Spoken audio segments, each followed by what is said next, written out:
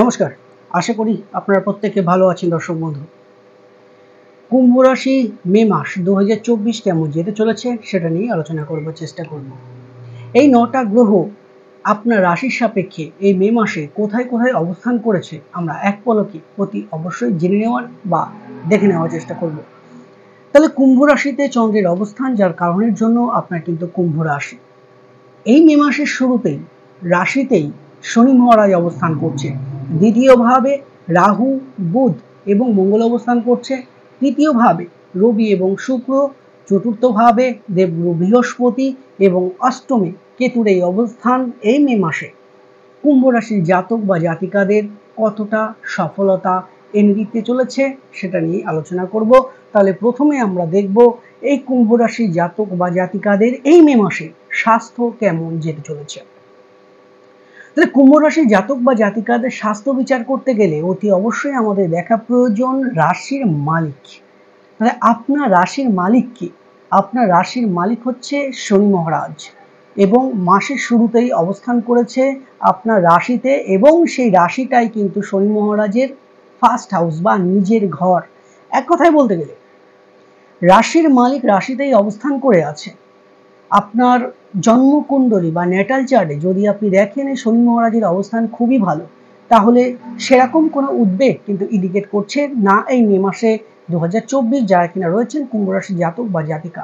তবে যেহেতু কুম্ভতেই শনি মহারাজ অবস্থান করছে এবং কুম্ভটাই হচ্ছে আপনার রাশি, অর্থাৎ চন্দ্রের অবস্থানও কুম্ভতে, শনি চন্দ্র কানেকশন, এবং তার পাশাপাশি শনি 7.5 সেকেন্ড স্টেপ চলছে, সেকেন্ড পিরিয়ড চলছে। এক কথায় বলতে গেলে মানসিক উদ্বেগ, চিন্তা, মানসিক দুর্বলতা এগুলো ছাড়া সেরকম কোনো প্রবলেম কিন্তু আপনার শারীরিকভাবে কিছু এই মাসে দেখা যাচ্ছে। তবে মনটাকে শান্ত রাখার চেষ্টা করবেন, কারণ যেহেতু আপনার রাশিতে শনি মহারাজের অবস্থান করছে, মাঝে মাঝে নার্ভের কিছু প্রবলেম মনে হতে পারে আপনার, যে আমার নার্ভের প্রবলেম শুরু হলো, মনে হয় শরীর কাঁপা, এই সমস্যাগুলো একটু থাকছে। তাছাড়া মোটের ওপরে শরীর কিন্তু খুবই ভালো থাকছে। এডুকেশন কেমন যাবে এই মে মাসে যারা কিনা রয়েছেন কুম্ভ রাশির জাতক বা জাতিকা? তো প্রথমেই আমরা দেখব লোয়ার এডুকেশন, অর্থাৎ যারা 10 বা 12-এর নিচে পড়াশোনা করছেন, যারা শিক্ষার্থী রয়েছেন তাদের জন্য এই মে মাসটি কতটা সফলতা নিয়ে আসবে। দেখুন, লোয়ার এডুকেশনের ক্ষেত্রে অতি অবশ্যই চতুর্থ, পঞ্চম এবং দ্বিতীয় ভাবের বলবৎটা অতি অবশ্যই দেখা প্রয়োজন। যেহেতু দ্বিতীয় ভাব আপনার পড়াশোনার প্রতি কতটা মনোযোগ আছে সেটা কিন্তু বিচার করা হবে আপনার রাশির দ্বিতীয় ভাব থেকে। দ্বিতীয় ভাবে শনি মহারাজ ফার্স্ট হাউসে অবস্থান করছে এবং দ্বিতীয় কিন্তু রাহু অবস্থান করছে, এবং আপনার পঞ্চম হাউসে হাউস লর্ড বুধের সাথে অবস্থান করছে দ্বিতীয় হাউসে।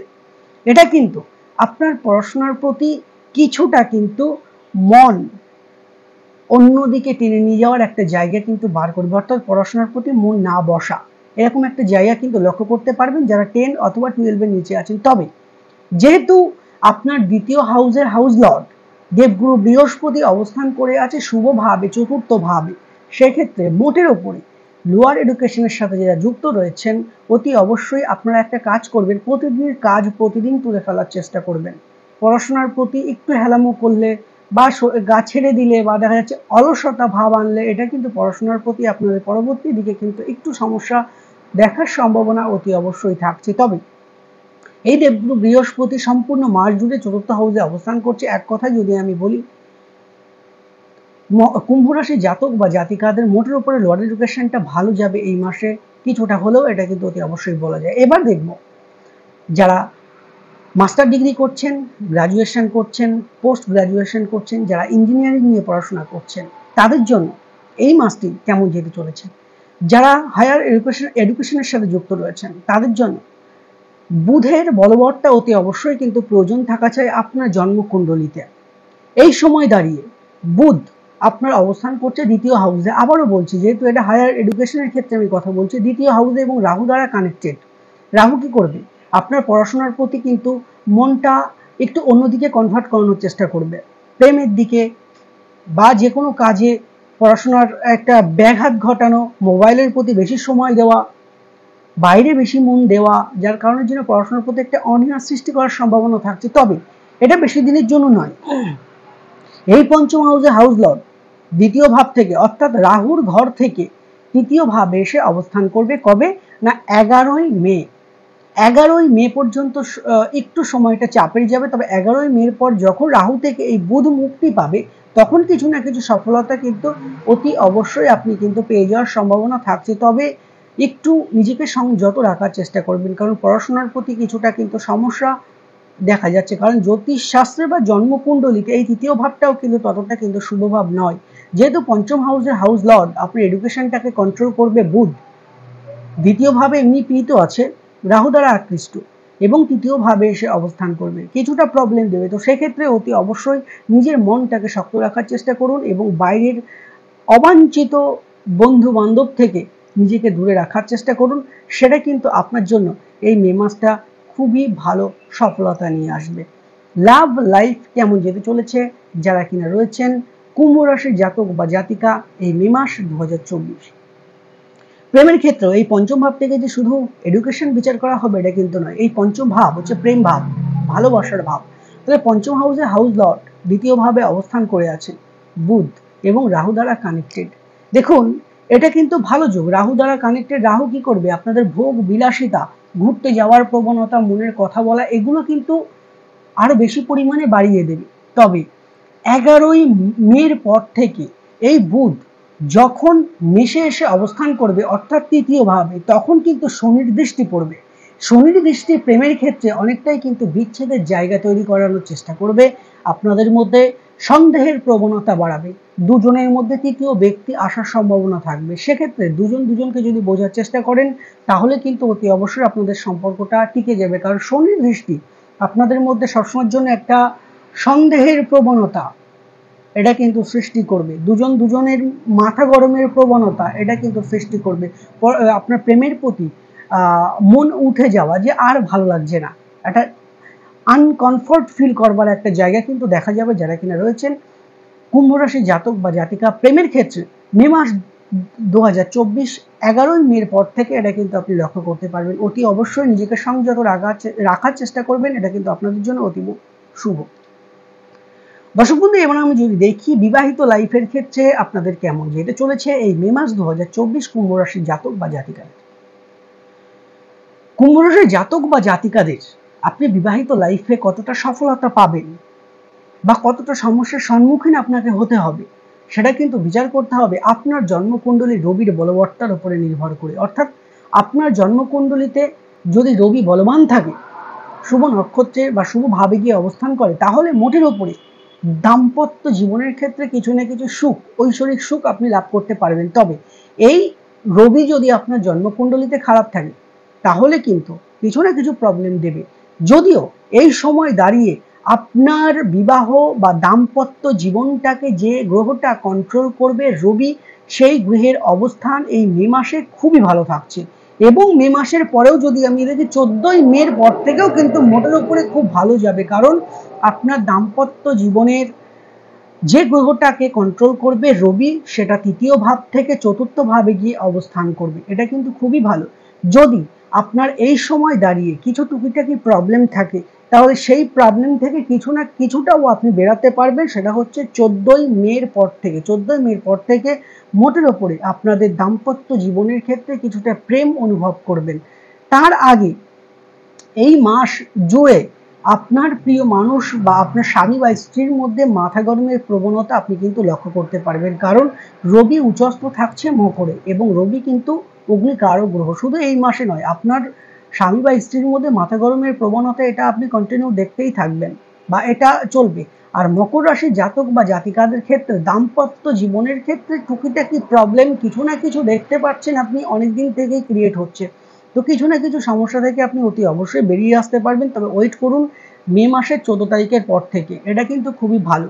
তবে যাদের বিবাহের কথাবার্তা চলছে, বিবাহে বারংবার বাধা আসছে, দেখবেন যে বিবাহ হয়ে যাওয়ারও কিন্তু সম্ভাবনা থাকছে বা বিবাহ সেটেলমেন্ট হয়ে যাওয়ারও কিন্তু একটা জায়গা থাকছে যারা কিনা কুম্ভ রাশির জাতক বা জাতিকা রয়েছেন।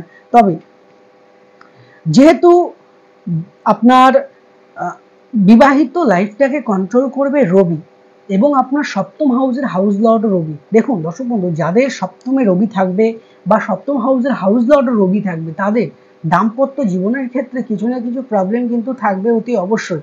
একটা কথা বলবো, এই সময় দাঁড়িয়ে রবির অবস্থান কিন্তু ভালো, তবে আপনার জন্মকুণ্ডলিতে এই রবি যদি খারাপ থাকে, আবারও বললাম, তাহলে কিন্তু এই সময়ের যে ফলটা, সেই ফলটা আপনি নাও পেতে পারেন, বা সেই সাকসেসটাও কিন্তু আপনি অনেকটাই কিন্তু হ্রাস পাবে। অর্থাৎ এখন আমি রবি দেখছি খুবই ভালো।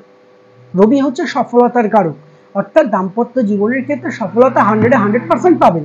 তবে পাবেন তখনই আপনার জন্মকুণ্ডলিতে যদি এই রবি ভালো অবস্থায় থাকে। মোটের উপরে খুবই ভালো ফল আপনি পাবেন কুম্ভ রাশির জাতক বা জাতিকারা। ভাগ্য কেমন যেতে চলেছে? প্রতিনিয়ত বা প্রতি মাসের আমরা রাশিফল দেখি, এই মাসে আমাদের ভাগ্যটা কতটা সাথ দিচ্ছে। দেখুন, আপনার ভাগ্যের সাথে শুক্রের কিন্তু একটা নিবিড় সম্পর্ক আছে, অর্থাৎ শুক্রের বলবত্তাই বলবে আপনি আপনার লাইফে কতটা ডেভেলপমেন্ট করতে পারবেন, আপনার ভাগ্যটা আপনার কতটা সাথ থাকছে। এবং এই মাসের শুরুতেই শুক্রাচার্য, দৈত্যগুরু শুক্রাচার্য আপনার রাশির তৃতীয় ভাবে অবস্থান করছে, এবং তৃতীয় ভাবে অবস্থান করে আপনার ভাগ্যস্থানে দৃষ্টি প্রদান করছে। এটা কিন্তু খুবই ভালো, এটা খুবই ভালো। ভাগ্যস্থানের মালিক ভাগ্যস্থানে দৃষ্টি প্রদান করছে, এর থেকে পজিটিভ রেজাল্ট অতি অবশ্যই কোথাও নেই। তবে এই শুক্র যদি জন্মকুণ্ডলিতে ভালো থাকে, তা আমি বলবো আপনি নিশ্চিন্তে থাকুন। যতই কষ্ট যাক, যতই আপনার শনি সাড়ে সাথে চলুক, আপনার ভাগ্যের জোরে অতি অবশ্যই দেখবেন আপনি আপনার লাইফে আপনি এগিয়ে যেতে পারবেন। চিন্তার কোনো প্রয়োজন নেই, ভাগ্য আপনার সাথে থাকবে। ভাগ্য এখন তো আপনার সাথ দিচ্ছে, তৃতীয় ভাবে এসে অবস্থান করছে। এই শুক্র মোস্ট পাওয়ারফুল ভূমিকা পালন করবে মে মাসের 19 তারিখের পর থেকে, কারণ মে মাসের 19 তারিখের পরে এই শুক্র বৃষতে এসে অবস্থান করবে, এবং এই বৃষটাই কিন্তু এই শুক্রের নিজের ঘর। আমি প্রতি ভিডিওতে বলি, নিজের ঘরে নিজেই শক্তিশালী। তো যে গ্রহটা নিজের ঘরে গিয়ে অবস্থান করবে, তখন কিন্তু সে মোস্ট পাওয়ারফুল ভূমিকা পালন করবে। যারা ঘর বাড়ি করছেন, অতি অবশ্যই এবছর আপনাদের কমপ্লিট হয়ে যাবে। যারা ঘর বাড়ি করবেন ভাবছেন, অতি অবশ্যই হাত দিয়ে ফেলুন। যারা ফ্ল্যাট কিনবেন, অতি অবশ্যই কিনতে পারেন। যারা প্রমোটার রয়েছেন, তাদের জন্য কিন্তু সময়টা মোটের উপরে খুবই ভালো, এটা কিন্তু বলা যায়। তবে 19শে মের পর থেকে আপনাদের জীবনের কিছু না কিছু শুভ ফল অতি অবশ্যই পাবেন। যারা ইনভেস্ট করবেন, ব্যবসা প্রতিষ্ঠান বা কোনো জিনিস ক্রয় বা বিক্রয় করবেন, বা শেয়ার বাজারে আপনি টাকা খাটাতে চান, এরকম যদি কিছু থাকে, বা হিউজ পরিমাণ টাকা আপনি কাউকে দেবেন বা কারোর কাছ থেকে নেবেন, যেটার সাথে আপনার ভাগ্যের নিবিড় একটা সম্পর্ক রয়েছে, এই সমস্ত কাজ আপনি 19শে মের পরে করবার চেষ্টা করুন। কারণ 19শে মের পর আপনার সেই শুক্রাচার্য, যেটা আপনার ভাগ্যটাকে কন্ট্রোল করবে, সেই শুক্রাচার্য চতুর্থ ভাবে গিয়ে অবস্থান করবে। এটা আপনার জন্য পজিটিভ রেজাল্ট, অর্থাৎ ভালো। তখন কিন্তু আরো ভালো ফল পাবেন। অর্থাৎ চতুর্থ, অর্থাৎ বিষ্ণু স্থান, এই বিষ্ণু স্থানে যখন শুক্রাচার্য গিয়ে অবস্থান করবে, দেখবেন ভাগ্যের পূর্ণ সফলতা বা ভাগ্যের পূর্ণ সহায়তা আপনি কিন্তু অতি অবশ্যই পাবেন। ওই জন্য ভাগ্য রিলেটেড যা কিছু কাজ, আপনার যদি কোনো মিটিং থাকে, আপনার যদি কোনো ইন্টারভিউ থাকে, আপনার যদি কোনো এক্সাম থাকে 19শে মের পর, তাহলে আপনি 70% সফলতা অতি অবশ্যই আপনি কিন্তু গেইন করতে পারবেন এই শুক্রাচার্যের আশীর্বাদে। এটা কিন্তু অতি অবশ্যই বলা যায়। আপনার জন্মকুণ্ডলী সাপেক্ষে গ্রহের আপডেট কিন্তু সেটাই জানিয়ে দিচ্ছে। কর্ম কেমন যেতে চলেছে দর্শক বন্ধু? কুম্ভ রাশি জাতক বা জাতিকাদের এই মে মাসে কর্ম নিয়ে কোনো কথা হবে না, কারণ চতুর্থ হাউসে দেবগুরু বৃহস্পতি অবস্থান করে দৃষ্টি দিচ্ছে আপনার কর্মের জায়গায়।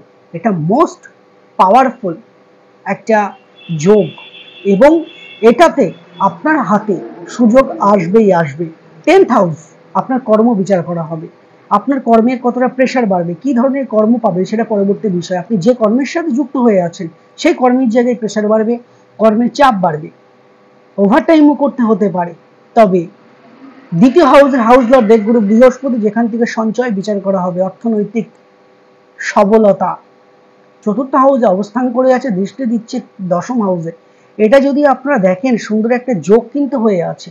যদি আপনার জন্মকুণ্ডলিতে বৃহস্পতি এবং মঙ্গল খুব ভালো অবস্থায় থাকে, আপনি নিশ্চিন্তে থাকুন। এক কথায় বলতে গেলে, যারা কর্ম পাননি, দেবগুরু বৃহস্পতির আশীর্বাদে এবং মঙ্গলের অবস্থানের উপর নির্ভর করে বলা যায় আপনার এই মে মাসে যে কোনো একটা কাজের সুযোগ অতি অবশ্যই আসবেই আসবে। আবারও বলি, যদি আপনার জন্মকুণ্ডলিতে এই মঙ্গল বলবান থাকে, কারণ এই মঙ্গল দ্বিতীয় ভাবে অবস্থান করে আছে, রাহু অবস্থান করে আছে, তো মঙ্গল রাহু যোগ আপনাকে কিছুটা লেট করিয়ে দেবে। এক দুবার হয়তো আপনি সফলতা পাবেন না, হয়তো আপনি ইন্টারভিউ দিচ্ছেন, একবার বা দুবার দিলেন পেলেন না, কিন্তু তৃতীয়বার গিয়ে অতি অবশ্যই আপনি কিন্তু সফলতা পাবেনই পাবেন। অর্থাৎ কর্মের জায়গায় দারুণ একটা যোগ কিন্তু থাকছে দেবগুরু বৃহস্পতির সহায়তায়। আপনি যদি চান যে কর্ম পরিবর্তন করবেন, সেটাও আপনি করতে পারবেন। তবে কর্মের চাপ আপনার মনের উপরে প্রেশার ফেলবে, মাঝে মাঝে মনে হবে যে একই কর্ম আর ভালো লাগছে না, এই কাজ আমি আর করতে পারছি না।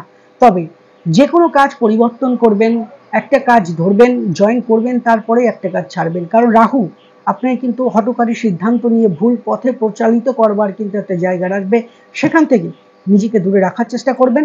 সেটা কিন্তু আপনাদের জন্য অতীব শুভ বলে প্রমাণিত হবে দর্শক বন্ধু। তার পাশাপাশি যদি আমি দেখি, এই মঙ্গল এই মাস জুড়েই কিন্তু আপনার দ্বিতীয়ভাবে অবস্থান করছে।